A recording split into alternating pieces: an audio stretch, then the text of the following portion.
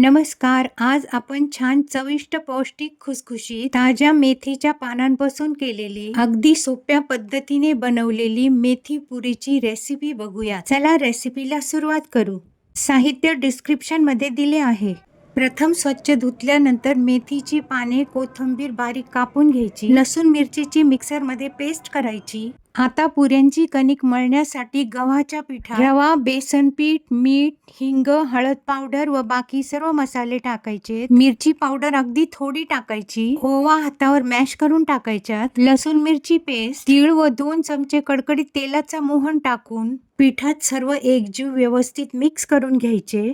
त्यात कापलेली मेथीची पाने आणि कोथिंबीर टाकून पिठात सर्व मिक्स करायचे व थोडे थोडे पाणी टाकत मीडियम घट्टसर पीठ मळायचे. एकदम घट्टही नाही आणि अगदी मऊ नाही असे पीठ मळायचे व त्यावर थोडेसे तेल टाकून मळून घ्यायचे व 1-2 मिनिट मुरू द्यायचे. आता पुऱ्या करण्यासाठी पिठाचा एक मोठा उंडा घेऊन अगदी थोडे कोरडे पीठ टाकून पोळपाटावर पोळीसारखे गोलाकार लाटून घ्यायचे. अगदी हलक्या हाताने लाटायचे. सर्व पुऱ्या वाटीच्या सहाय्याने एकसारख्या कापून घ्यायच्यात. ह्यामुळे सर्व पुऱ्या एक साईजच्या तयार होतात.